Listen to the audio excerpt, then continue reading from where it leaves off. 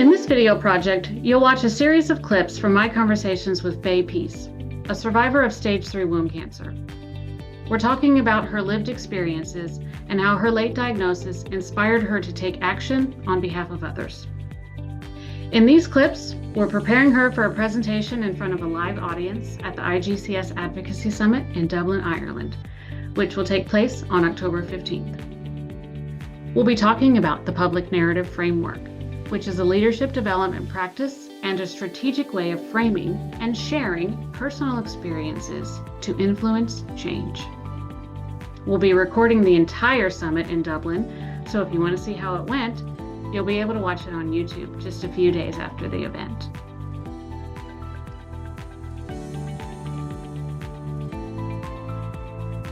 So Faye, I was entranced by your story when I was researching Uterine Cancer Awareness Month hashtags on social media to see how June did, like, hashtag uterine cancer, hashtag uterine cancer awareness month. And I kept seeing your posts come up with the underwear on them and Tampax and the different things. And I was like, what is this? Who is this? And I was just very impressed with what you managed to do. Thank you. Would you like to just tell me about it from the beginning, or do you want? Okay. I could walk you through the spiel, but I kind of just want to hear how it started. Well, as you are probably aware, I went through a diagnosis of stage 3 womb cancer from August of 2021. I got my diagnosis and I went through a whole load of treatments, hysterectomy, chemotherapy, radiotherapy, and brachytherapy. And at the end of my treatment, I don't know what I was expecting, but it almost felt like falling off a cliff.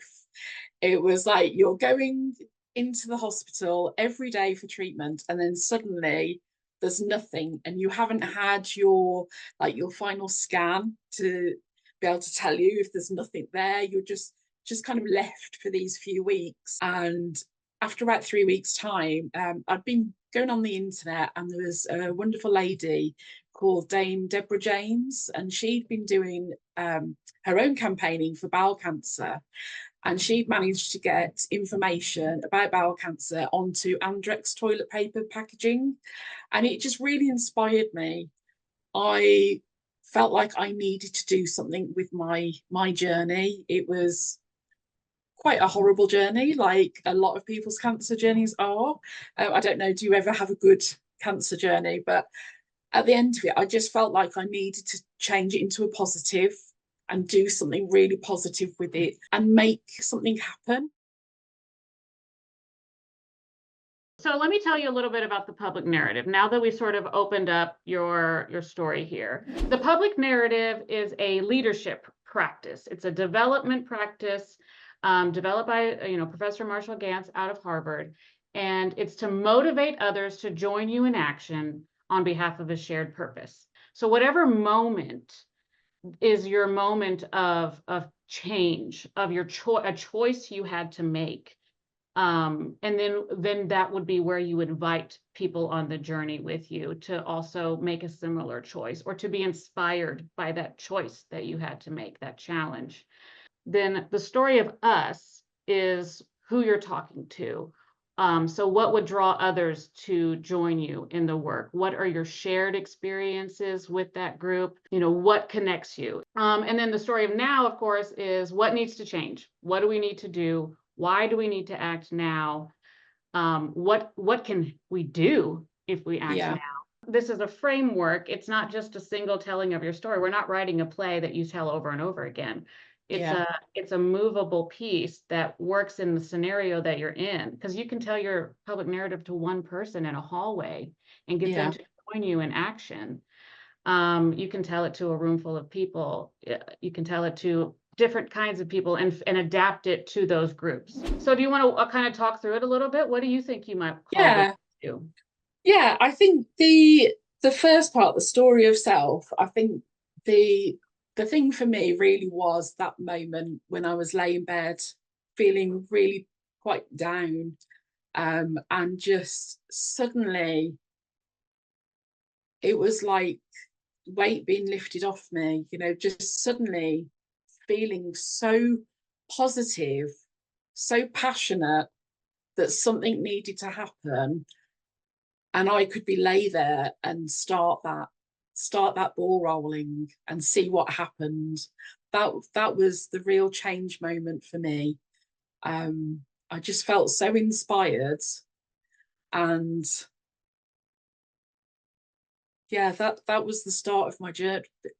Obviously, having had cancer was the start of my journey, but that was the start of my journey as a campaigner, and really trying to affect change. And you were inspired by another person, was you? I was, yeah. I was inspired by Dame Deborah James, who she had a campaign. She was known as Bowel Babe. Unfortunately, she passed away around the time that I started my campaign. I know, obviously, I'm doing it with different types of cancer, but when I called it Check You Out, it is for gynae cancer, but it affects anybody, like with any cancer. How many cancers do we actually get screened for?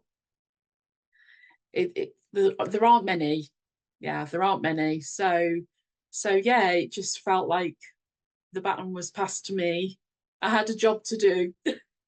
You felt that you had to do something, action. Yeah. Did you feel that it was something you could do alone?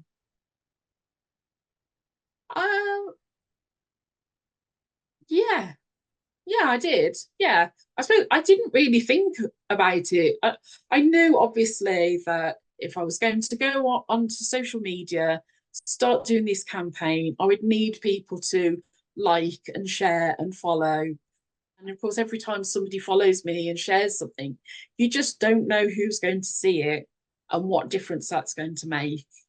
So when I was contacted by Bodyform, I was at work one day and I checked my notifications on my phone, and it just said Bodyform are now following you. And I was like, oh my goodness me, Bodyform are following me. They messaged me to say that I had inspired them to do what they are now doing with the QR code, having it linked to the Eve appeal. And well, I cried a lot. I cried so much when I read it. It was what I wanted to happen. It was actually absolutely amazing. I felt just fabulous that I've been able to do that in quite a short amount of time as well, really, on my own. Because what did that mean?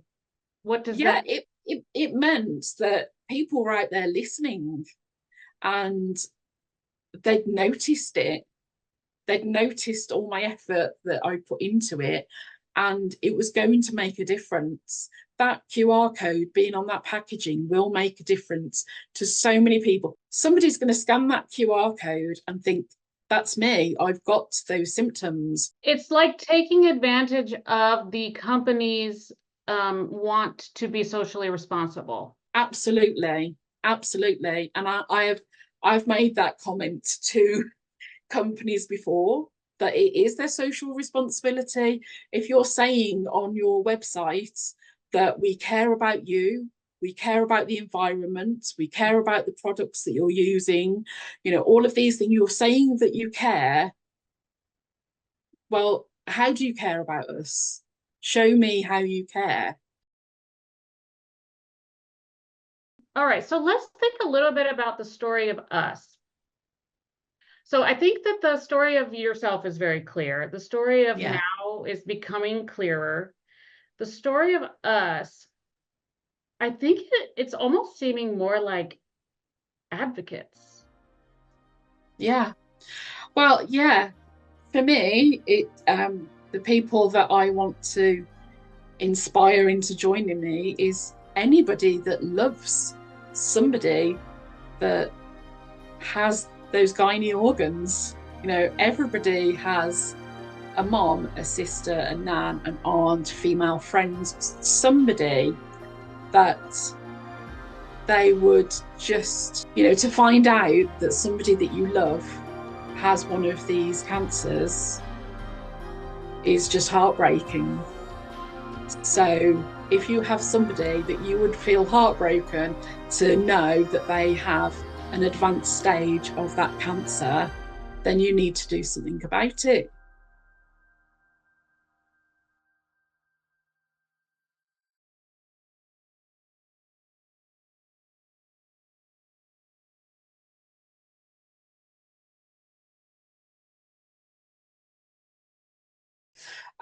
So back in November of 2019, I was having symptoms already at that point, and I thought that I was going through the perimenopause. I went to see my GP and I explained to her what my symptoms were. And until that point, I'd been on the pill and hadn't been having periods, but I'd started to have bleeding again. My GP asked me, "What do you think it is?" And I said to her, "Well, because of all of the other things that were going on, I think that I'm perimenopausal." And she just agreed with me. And that was it. There was no further questioning, no further testing, no further diagnosis at that point. So I went forward believing that I was going through the perimenopause. But the symptoms obviously got a lot worse than that. So at one point I went back and the same GP said, "I want you to double up on your pill for 3 months to see if it makes a difference." Which I couldn't really believe that I was hearing that. I'd been going back by this point for about 18 months to go and see different GPs. And for them to be telling me that it could be that I just need to double up on my pill, that I was going through all of this pain, I was having problems going to the toilet, difficulty walking, lots of bleeding, so many things going on. I didn't feel that doubling up on my pill was going to make any difference. And I was right, unfortunately. So 3 months later, my mother-in-law made me go back to the GP. She said, "This is not normal." It was the same GP again. And still she was very much, "Well, you've had this test, you've had that test. I suppose I'll give you a CA-125 test." And that was very much her attitude. I felt like I was wasting their time. And I'm sure that a lot of people out there feel the same thing. It didn't help that obviously there was COVID going on a lot of this time. But even so I had my CA-125 test and I got a phone call the very next day to say that it was raised.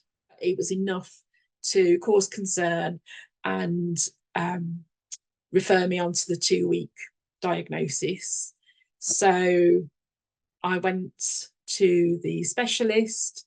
I had hysteroscopy, which was extremely painful.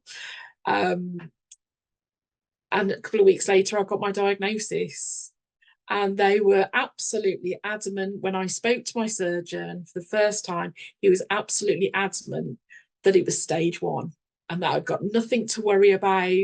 It'd just be a case of having a hysterectomy, might need a little radiotherapy afterwards, and that was it. I knew that I'd been having those symptoms all of that time and that it just couldn't possibly be stage 1. So I had my hysterectomy, and when I saw the surgeon after my operation, he apologized to me and said that it was actually stage 3. So, which was obviously a big difference, and it meant a lot more treatment. It meant the additional chemotherapy, a full 5 weeks of radiotherapy and brachytherapy, which I'd never even heard of, which sounded really scary when I read about it on the internet, but actually it turned out to probably be one of the easiest treatments to go through. So now that we've gone through the whole process, what would you say, Faye, is your story, your personal story, if you were to summarize that? Who are you and what calls you to become an advocate to this work? I've realised that I'm a very empathetic person, and through the journey that I've been on, through my cancer journey, I realised that I want to make a change for other people as well. I feel a real sense of injustice of what happened to me and what's happening to other people, and that really needed to change. Who in this instance are you calling to join you on your call to action? Who do you relate to? Who do you share a connection with? I really share a connection with anybody that's got somebody in their life that is at risk of having a gynecological cancer. So anybody that is in their life that they love and they wouldn't want them to have to go through the journey that I've been through, that's who I'm talking to.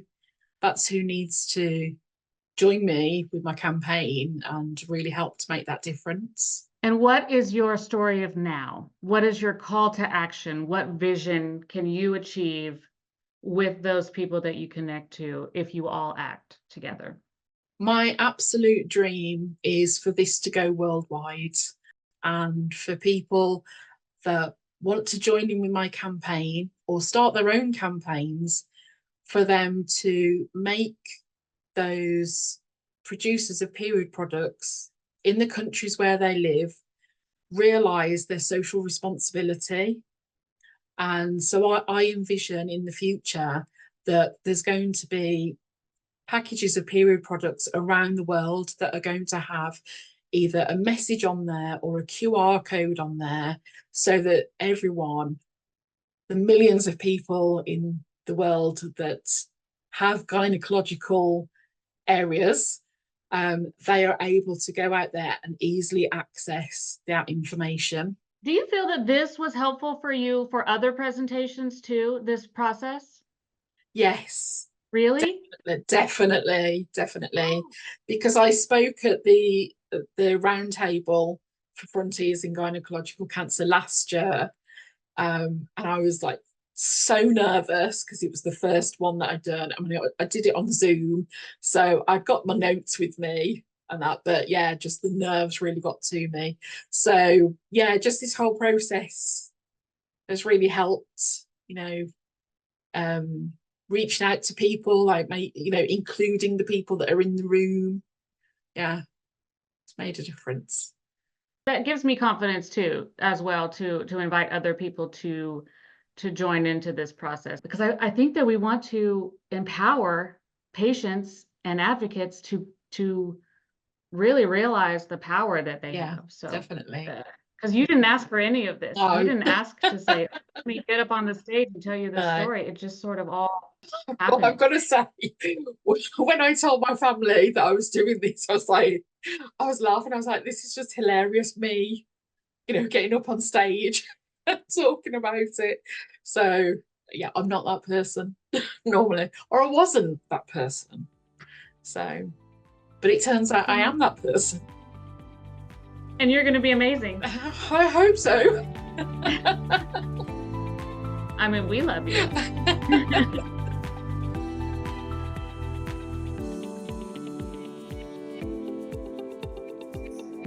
Okay.